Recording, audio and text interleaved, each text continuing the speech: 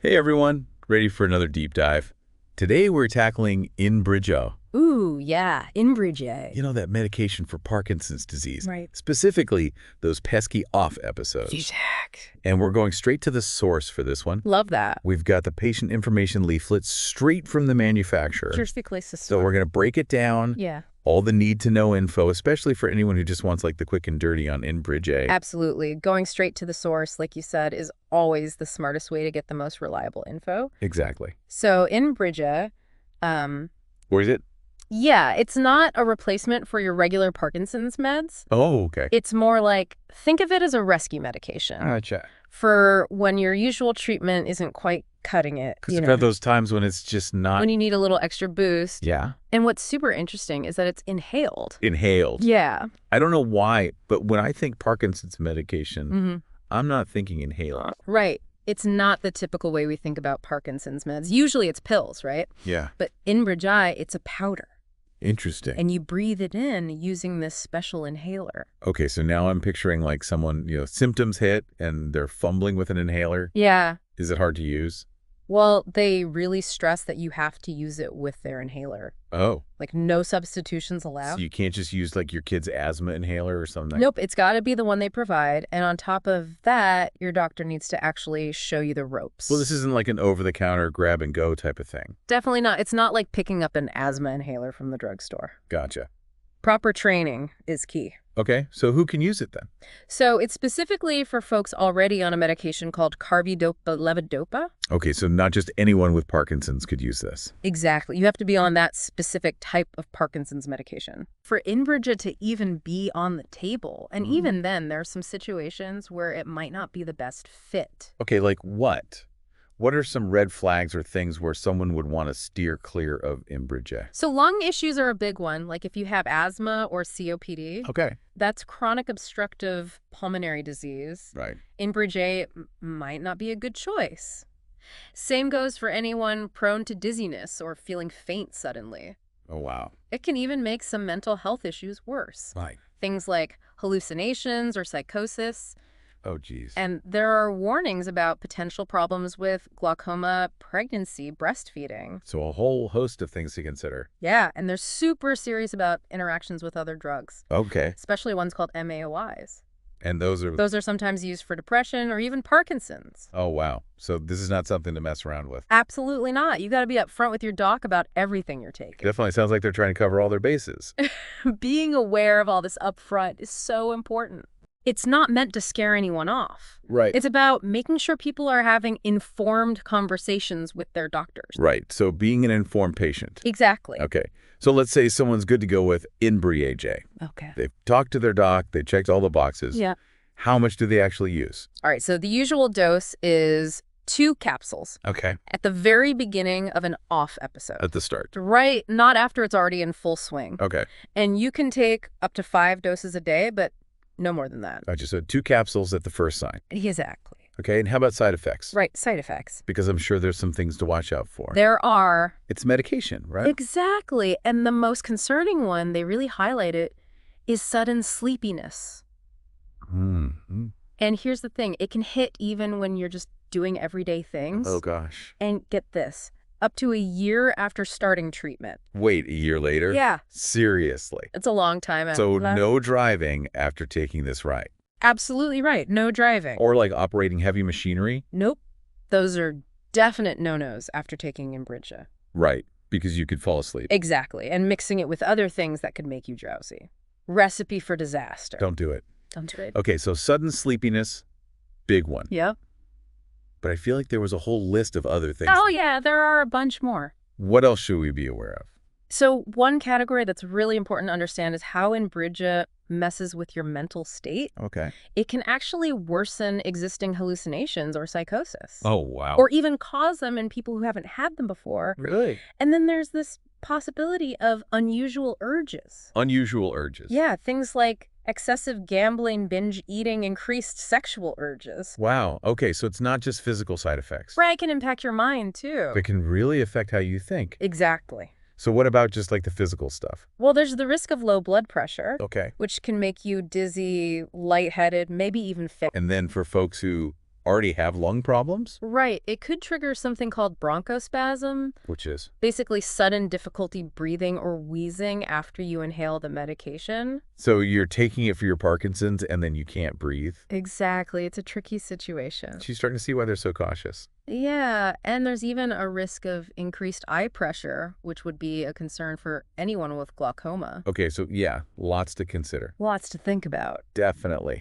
What about side effects that are just kind of like everyday nuisances? All right, so the most common ones are cough, upper respiratory infections. Okay. So kind of like a cold. Okay. And some people get nausea or a change in the color of their saliva. Oh, that's weird. Yeah, a little strange, but it happens. Because I guess with some of that, it would be hard to tell if it's the meds or just like you're getting sick. Right, it could be tricky to distinguish. So I guess the rule of thumb is if anything feels off, Talk to your doctor. talk to your doctor. Always a good idea.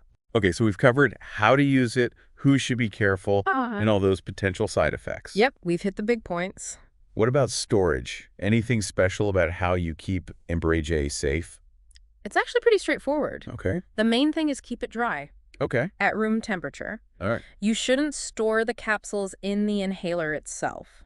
Oh, okay. And make sure you toss the inhaler properly once you've used all the capsules. So basically keep it dry and at room temperature. Exactly. Sounds simple enough. Easy peasy. But you know, this whole thing, this inhalation method for Parkinson's medication, Yeah. it's kind of blowing my mind. It is pretty fascinating. Is this like the future?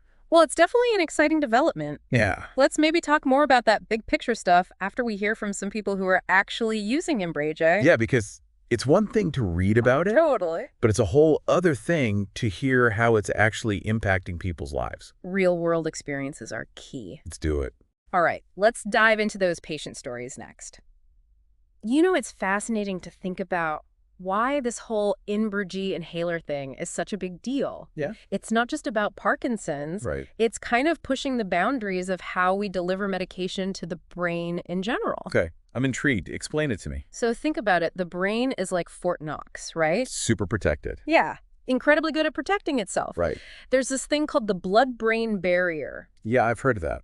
It acts like a gatekeeper, Okay. making it really tough for certain medications to actually reach the brain. So it's like the brain's own little security system. Exactly. And that's been a major roadblock in treating all sorts of neurological conditions. Interesting. So how does Inbrija get around that then? Well, that's what's so cool about inhaling it. Okay. By delivering the medication straight to your lungs, Okay. it enters the bloodstream way faster Gotcha. and more efficiently than if it had to go through your digestive system like a pill. Oh, that makes sense. So it can potentially reach the brain more quickly, which could be a game changer for those off episodes in Parkinson's. So it's like a sneak attack, Kind of, yeah, like a backdoor to the brain. bypassing all the security. Exactly, outsmarting the blood-brain barrier and delivering the meds right where they need to be. Wow.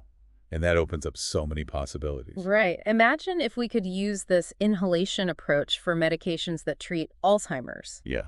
multiple sclerosis, even brain tumors. That's like sci-fi stuff. Great. The potential is huge. Okay. But I'm guessing it's not as easy as just like, oh, let's make everything an inhaler. You're right. It's definitely not a one-size-fits-all solution. What are some of the challenges then? Well, one big hurdle is making sure the medication is laser-focused on the brain. Right. You don't want it going everywhere. Exactly. You don't want it affecting other parts of the body and causing side effects. So it's like you got to aim for the bullseye. Precisely. Okay. Well, figuring out the right dosage is super important, too. Yeah. Too little and it won't work, but too much could be toxic. Right. So you got to get it just right. And every neurological condition is different.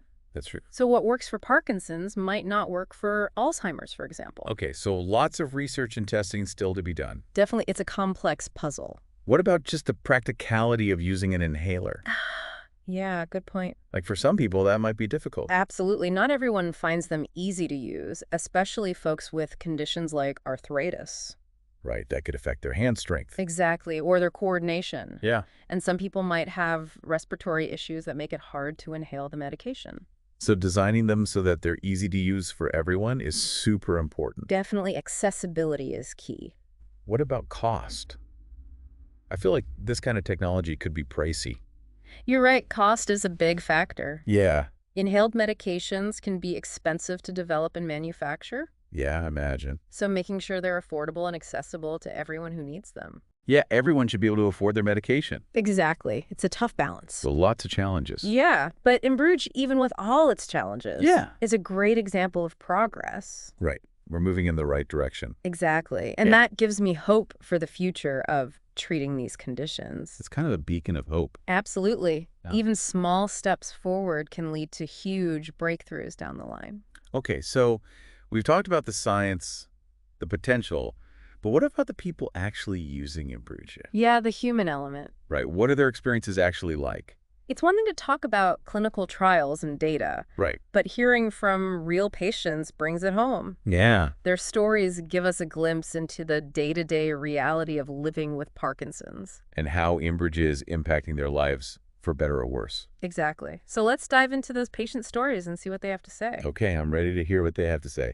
Okay, so we've covered all the technical stuff with Inbrija, the science, the potential challenges. The nitty-gritty. But now it's time to hear from the real experts. Right.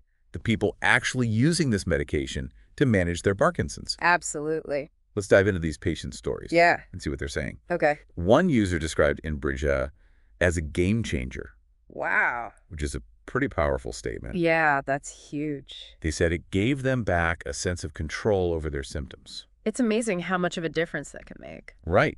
And it allowed them to do things they had to give up on. Oh, wow. Things like going for walks with their family, attending social events, even getting back to hobbies they love. That's incredible. It's not just about being able to do more, though. Right. It's about how people feel. Yeah. Another user shared that Inbrija helped them feel more present in their daily life. I can see that. Before they felt like they were constantly battling their symptoms. Yeah, like Parkinson's was in control. Right. But with Inbrija, they felt like they could regain some normalcy. That feeling of normalcy is so important. Yeah. And focus on what really matters to them. It's about reclaiming that sense of agency, Right. not letting the condition define you. Exactly. It's about finding ways to live your life on your own terms. And that empowerment, that feeling of taking back control, it extends beyond just the individual. Oh, absolutely. We heard from a caregiver who said Inbrija made a huge difference, not just for their loved one with Parkinson's, Right. but for their whole family. It affects everyone. Exactly. They described less stress and anxiety at home, or just being able to enjoy time together. Without constantly worrying about those off episodes. Yeah. That's amazing. It really speaks volumes about the power of effective treatment, Right. It's not just about the patient. It's about supporting their whole network. their support system. Exactly. Allowing families to thrive. But of course, it's important to acknowledge Yeah.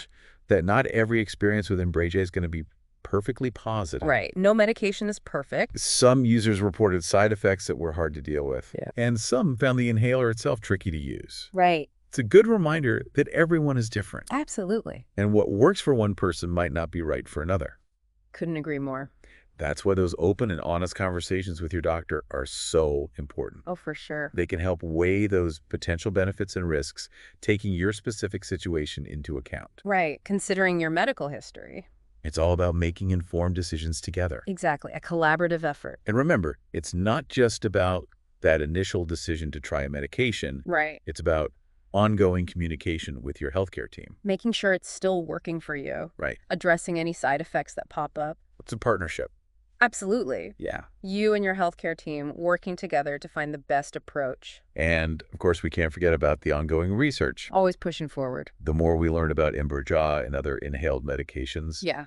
the better equipped we'll be to really fine-tune treatment. And improve outcomes for everyone. It feels like we're just at the beginning Yeah. The tip of the iceberg. with these inhaled medications. So many possibilities. It's pretty exciting. It really is. So today's deep dive into Inbrija has been a whirlwind. It has. We've covered the science, the potential, even the ethics. Those personal experiences. Yeah, hearing from those folks living with Parkinson's was incredible. Definitely adds a whole other layer. It's a testament to human ingenuity. Yeah. And our determination to find solutions, To keep pushing forward. even for the toughest conditions. Absolutely. And it's a good reminder that behind every scientific breakthrough, There are real people Yeah. whose lives are being changed. it's been a privilege to explore all of this with you. Likewise. Thanks for joining us on this journey of discovery. Yeah. Thanks everyone for tuning in. Until next time, stay curious, stay